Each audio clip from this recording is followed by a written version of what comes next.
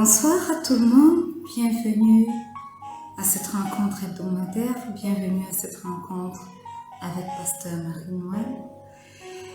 Aujourd'hui, nous allons parler non plus des dangers de la fornication, qui est un danger spirituel, mais des dangers de la dualité. Et quelqu'un va me demander, Pasteur Marie-Noël, c'est quoi la dualité? Père, nous te rendons grâce ce soir parce que tu es Dieu. Nous te rendons grâce ce soir parce que tu es assis sur ton trône. Nous te rendons grâce ce soir parce que tu as le contrôle de toutes choses. Merci pour ta protection. Merci pour ta direction divine. Merci pour ton Fils unique. Merci parce que nous sommes réconciliés à toi. Ce soir, nous t'invitons, Saint-Esprit, à venir prendre le total contrôle.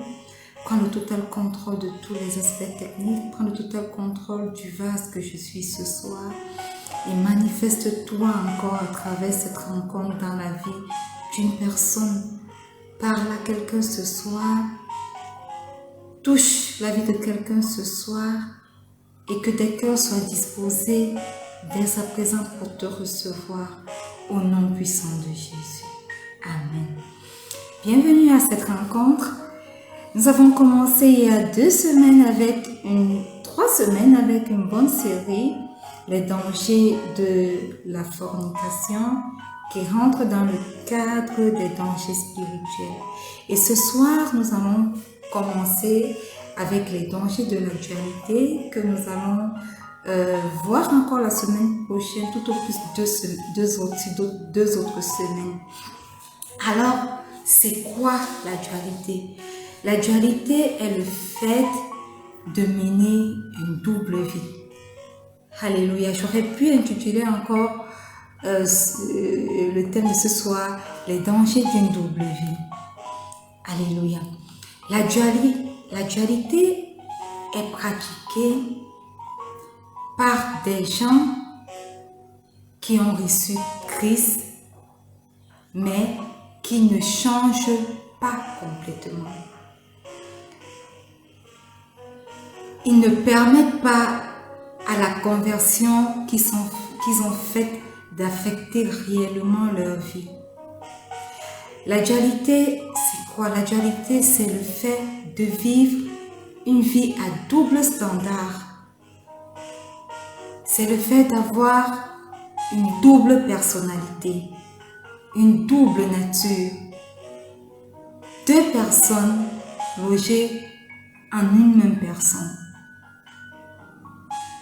Alléluia.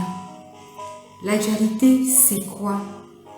La dualité, c'est pratiquer ou bien avoir un style de vie en public et un autre style de vie en privé. Et ceci arrive, pourquoi ceci arrive quand, dans la vie d'un chrétien, quand ce chrétien n'est pas disposé à faire des sacrifices et à vivre selon Christ. Voyez-vous, nous pouvons donc dire que la dualité n'est nul autre que l'esprit d'hypocrisie, l'esprit de mensonge et même l'esprit de tromperie de soi. Pourquoi nous disons que la dualité est une forme de tromperie de soi? Parce que lorsque nous sommes insensés et que nous ne savons pas que nous le sommes, notre situation est pire que celle des personnes qui savent qu'elles sont insensées. Voilà pourquoi nous disons que la dualité est un esprit de tromperie de soi. Tout au long de la Bible, nous allons nous rendre compte que le Seigneur Jésus a passé beaucoup de temps à parler des différentes formes de dualité dans les vies des personnes qui l'entouraient. Voilà pourquoi ce sujet est important. Voilà pourquoi il est important que nous aujourd'hui, nous entendions parler encore de la dualité et que nous examinons nos vies. Alléluia. Parce que je peux vous le garantir, beaucoup d'entre nous confessons Christ de la bouche, mais menons une vie double qui n'obéit à aucun standard de la confession que nous avons faite. Alléluia. Amen.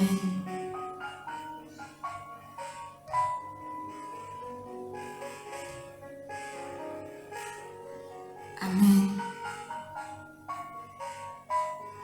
Et donc ce soir, nous n'allons pas beaucoup traîner parce que c'est juste une introduction.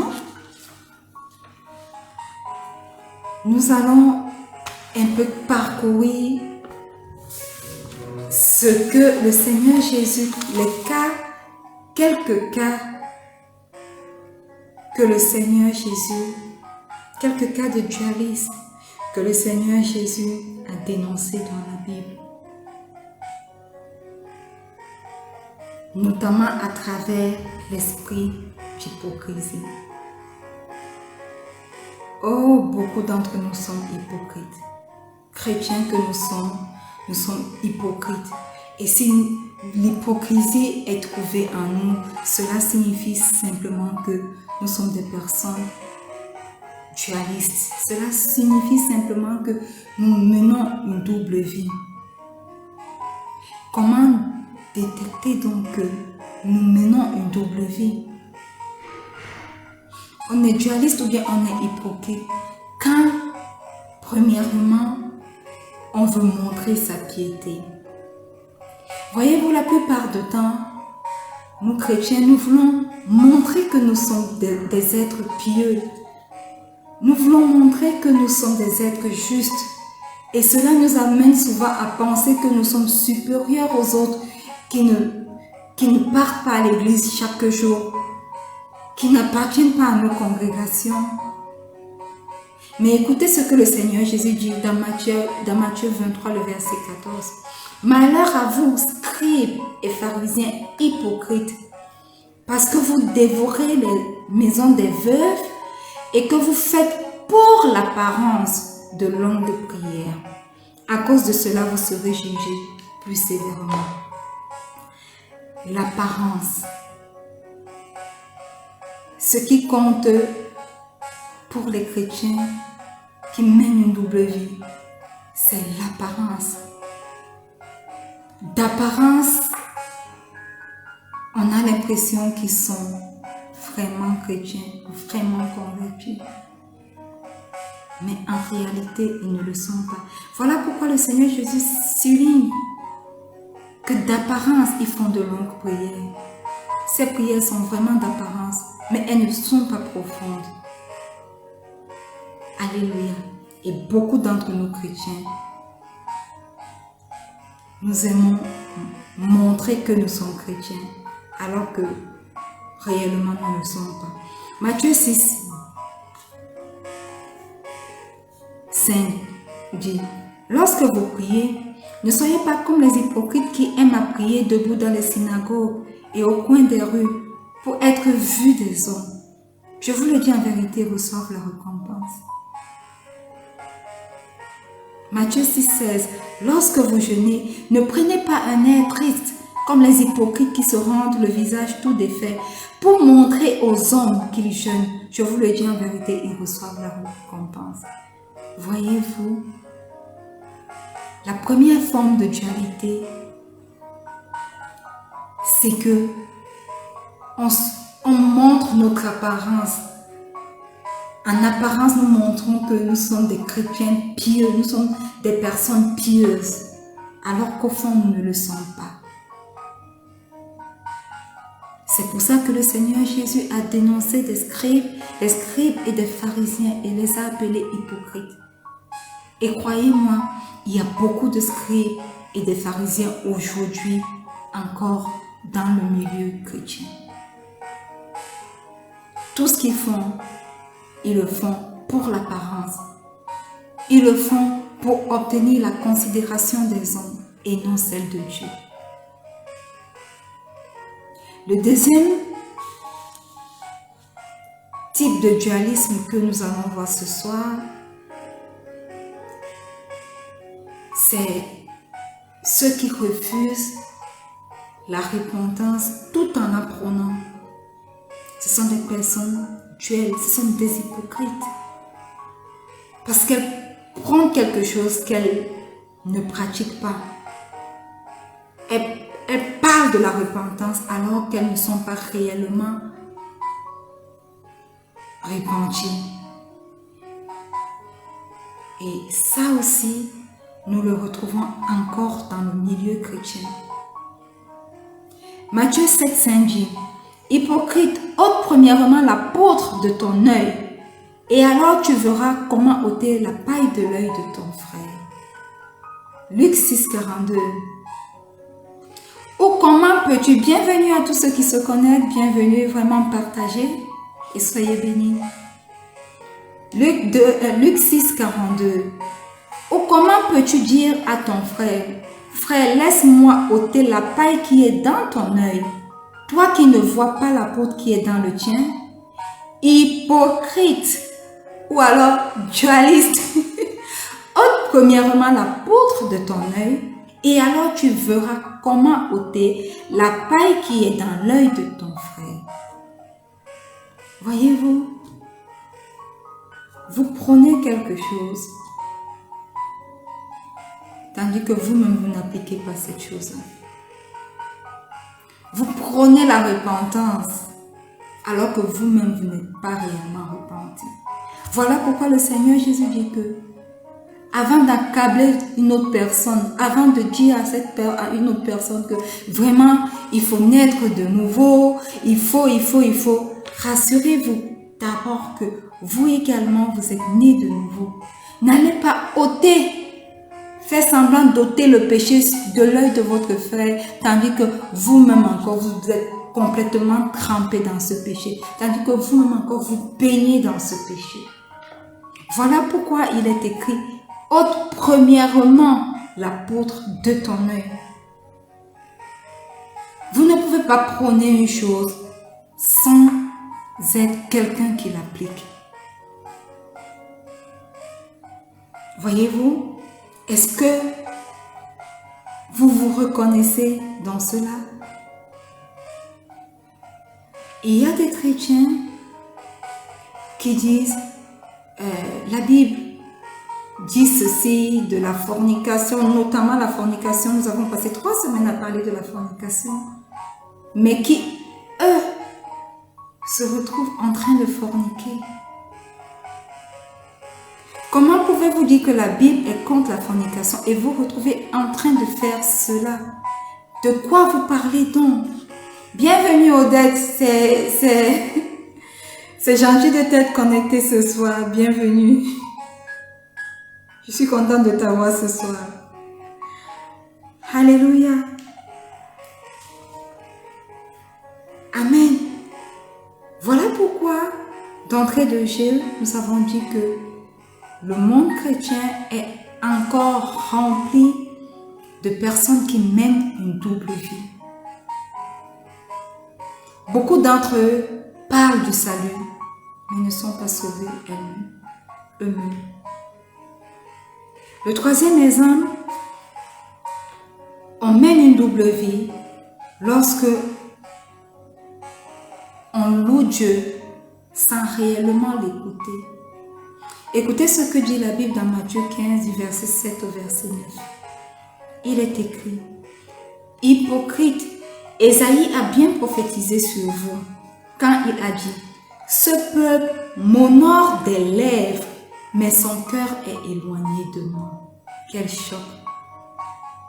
C'est en vain qu'il m'honore en enseignant des préceptes qui sont des commandements.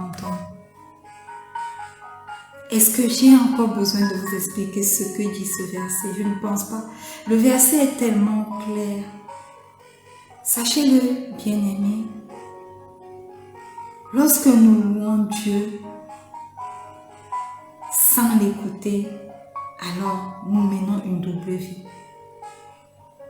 Parce que pour marcher avec Dieu, cela signifie que nous le louons et nous marchons selon ses préceptes.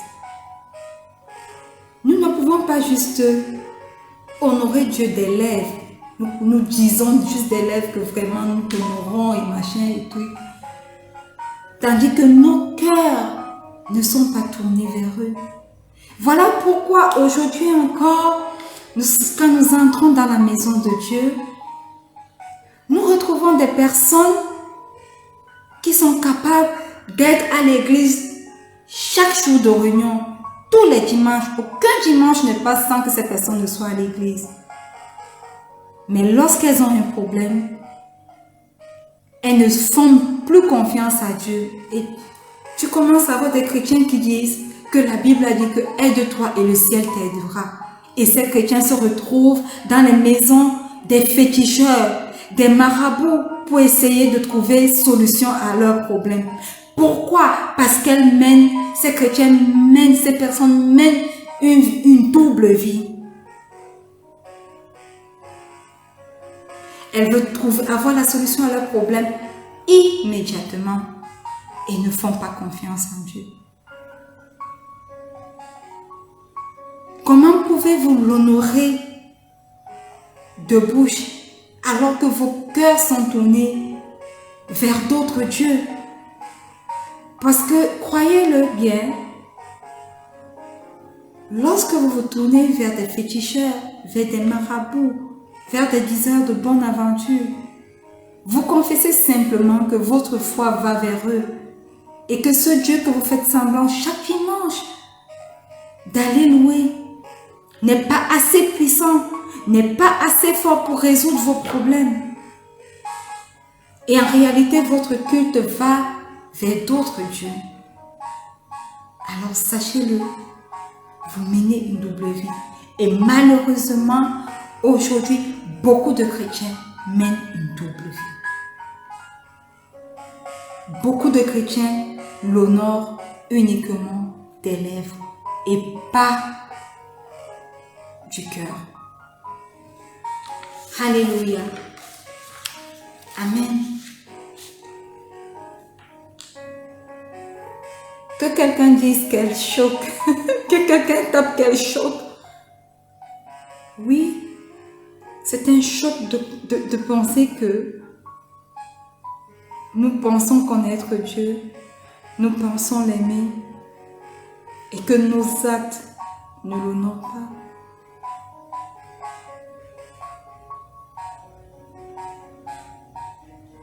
Alléluia. Amen. Amen. Il y a tellement d'exemples que le Christ lui-même a cité dans la Bible pour décrire la double vie. Que si on voulait s'attarder aujourd'hui sur ce sujet, on ne pourrait pas finir. On mène une double vie quand on n'est pas sauvé et qu'on parle du salut. Matthieu 23, 13. Malheur à vous, scribes et pharisiens hypocrites, parce que vous fermez aux hommes le royaume des cieux. Vous n'y entrez pas vous-même et vous n'y laissez pas entrer ceux qui veulent entrer. Voyez-vous,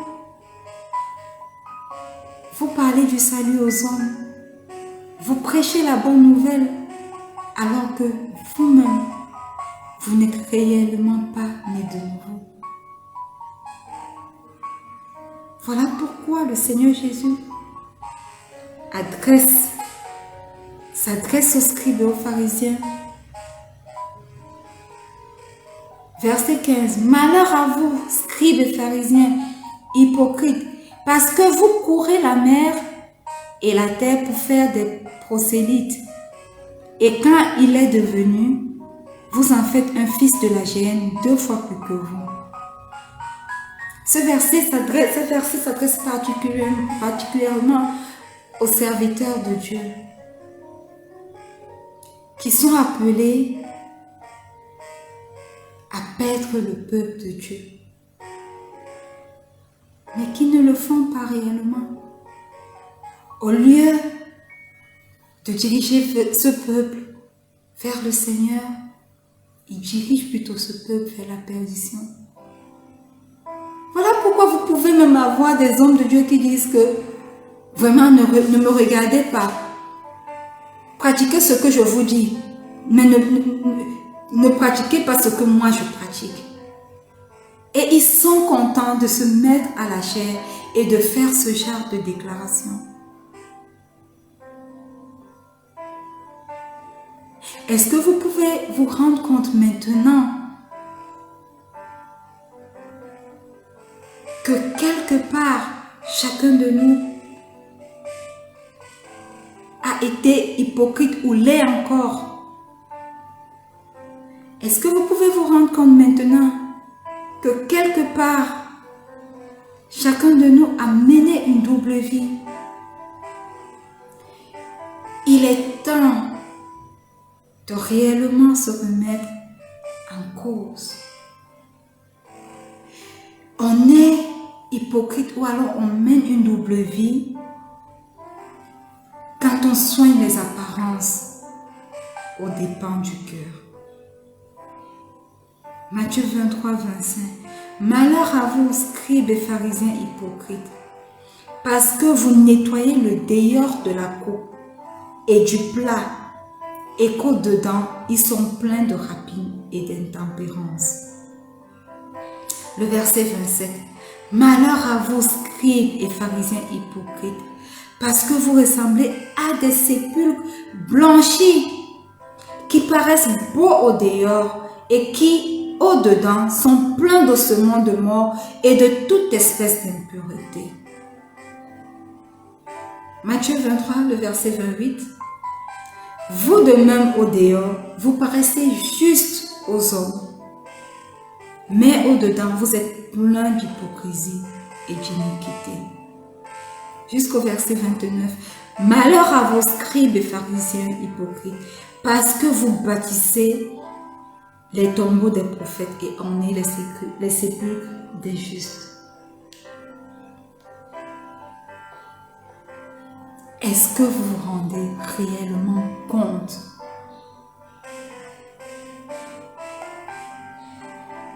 que à un certain moment, nous avons mené une double vie? Et le Seigneur Jésus n'a pas eu de cesse de dénoncer la dualité dans nos vies. Les scribes et les pharisiens ne pensaient pas que ils ont arrêté de vivre avec l'époque de Jésus. Oh non. Aujourd'hui encore, dans nos églises, il y a plein de scribes et de pharisiens. Aujourd'hui encore, dans tout ce qui s'appelle chrétien, il y a encore plein de scribes et de pharisiens.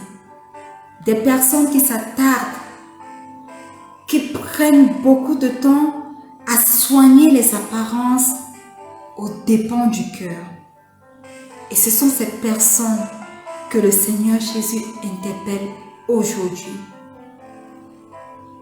Ce sont ces personnes que le Seigneur Jésus dénonce aujourd'hui. Arrêtez de dire que vous êtes mes enfants, alors qu'en réalité vous ne l'êtes pas. Arrêtez de parler du salut, alors que vous-même vous ne pratiquez pas le salut. Arrêtez d'opprimer le pauvre, vous qui êtes riches.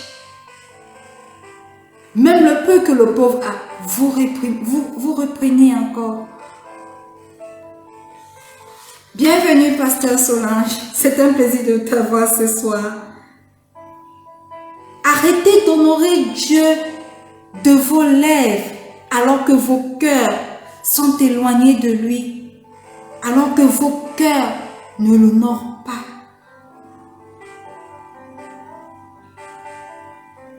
Arrêtez, bien-aimés chrétiens, de mener une double vie.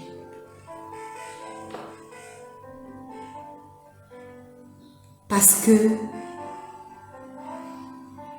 la dualité est un danger pour le chrétien.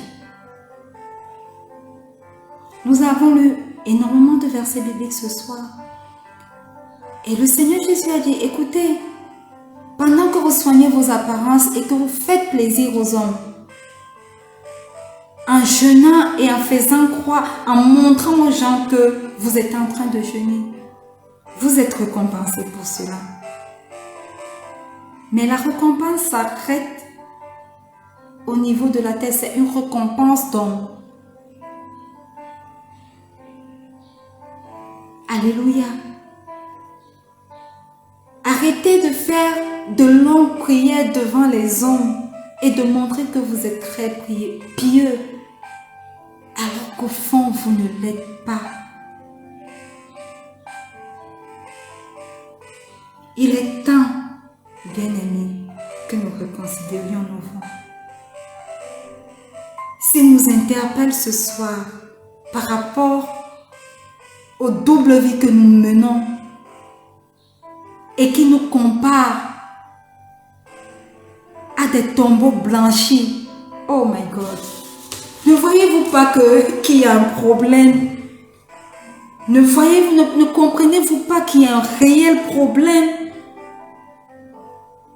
Malheur à vous, scribes et pharisiens hypocrites, parce que vous ressemblez à des sépulcres blanchis qui apparaissent beaux au dehors et qui au dedans sont pleins d'ossements de mort et de toute espèce d'impureté.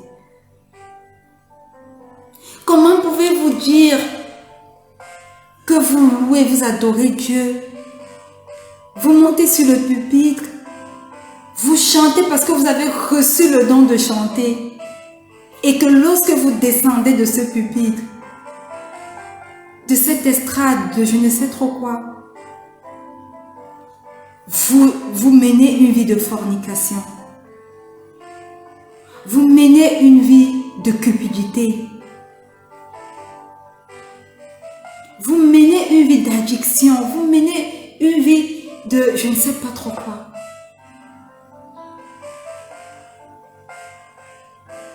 Cela est une interpellation pour nous aujourd'hui encore. Parce que beaucoup d'entre nous sont hypocrites.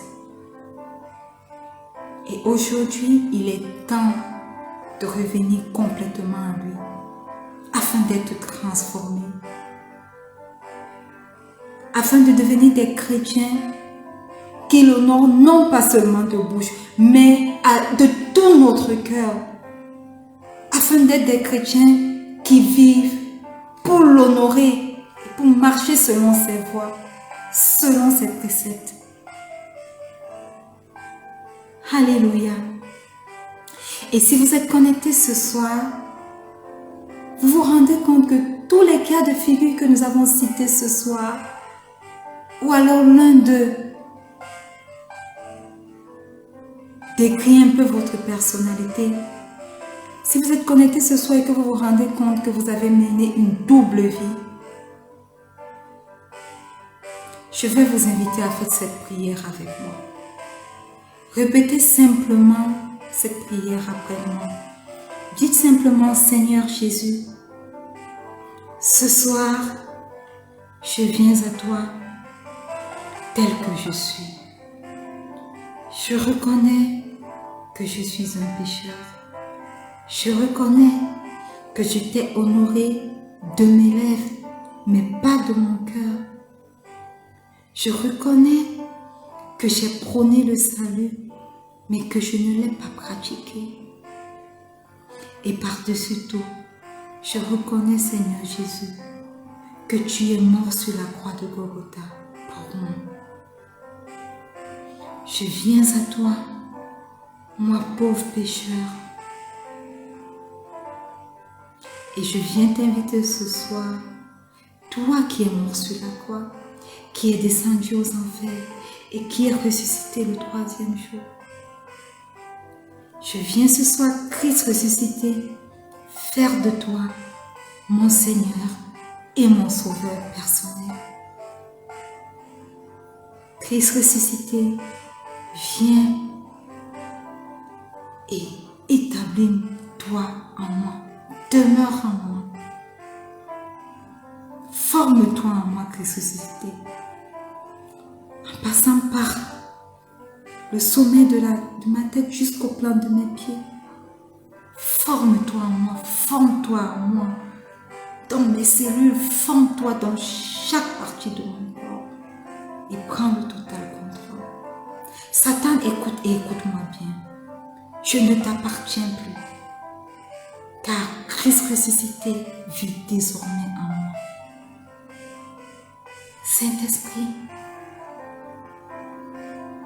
Esprit de Dieu, Esprit de Jésus, viens et établis-toi en moi et prépare-moi pour l'enlèvement de l'Église au nom puissant de Jésus.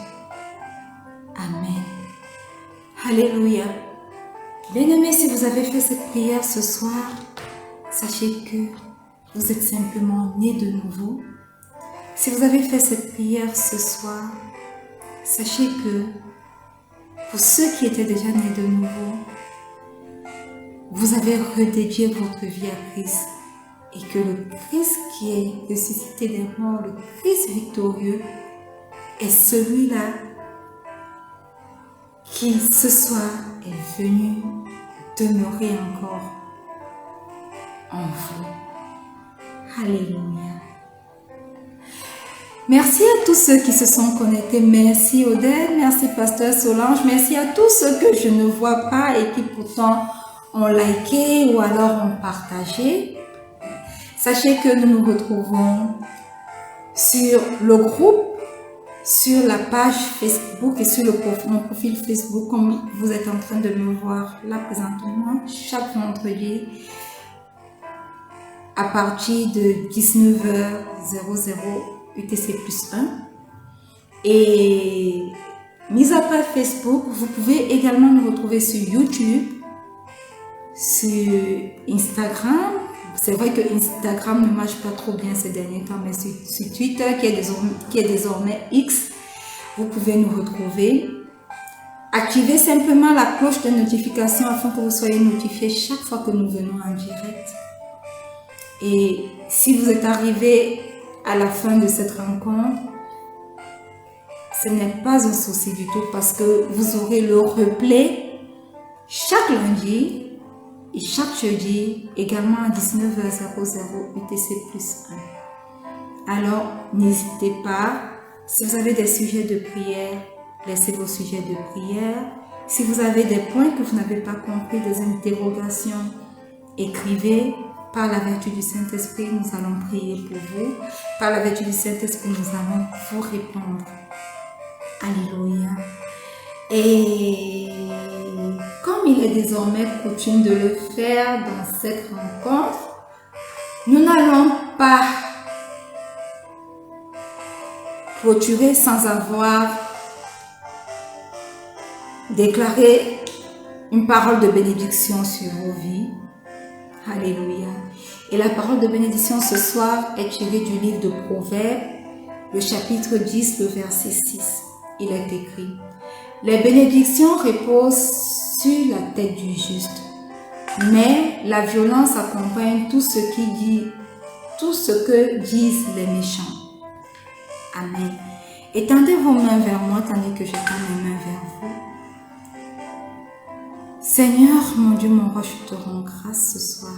Merci pour cette parole de bénédiction que tu tires dans le livre de Proverbes 10, le verset 8, en sa partie A, et qui dit: les bénédictions reposent sur la tête du juste.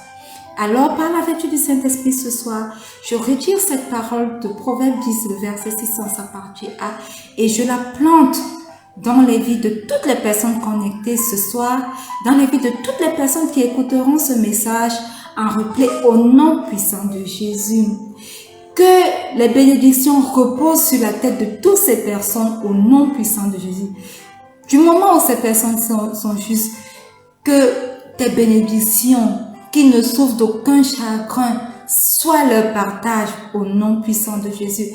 Que ces personnes soient bénies. Bénis-les, Éternel, mon Dieu, mon roi. Bénis leur travail, bénis l'œuvre de leurs mains, bénis leur progéniture. Que la bénédiction soit leur partage dès à présent jusqu'à notre prochaine rencontre au nom puissant de Jésus. Amen. Alléluia. Nous sommes arrivés au thème de cette rencontre bien-aimée. Et comme j'ai coutume de le dire avant de clôturer, n'oubliez pas, il est important que vous cultiviez des temps de rencontre quotidiens avec votre Père. Et j'ai l'habitude de le dire et je ne vais pas me lasser de le dire. C'est bien beau de se connecter en rencontre avec Pasteur Marie-Noël. C'est bien beau d'avoir un lieu où on va chaque dimanche communier avec les frères. Mais il est très important, et c'est la chose la plus importante, d'avoir une relation, une communion avec son Père. Et cela, nous ne pouvons l'avoir qu'à travers les temps que nous aménageons quotidiennement pour aller à sa rencontre. Les temps de prière et les temps de méditation avec lui. Passez le temps à lire la Bible. Vous allez me dire, Pasteur Marie-Noël, il n'y a pas beaucoup de temps, on est en train de courir. Fine. Je ne vous demande pas de lire toute la Bible. Je vous demande de dégager un peu de temps pour pouvoir lire, même si c'est un verset de la Bible, et pouvoir méditer sur ce verset et laisser le Saint-Esprit lui-même vous enseigner. C'est très important. Alléluia. Et si, comme j'ai l'habitude de le dire, vous ne connaissez pas méditer, rentrez simplement sur la page Rencontre avec Pasteur Marie-Noël, que ce soit sur Facebook, que ce soit sur YouTube. Nous avons développé le thème, le temps de recueillement.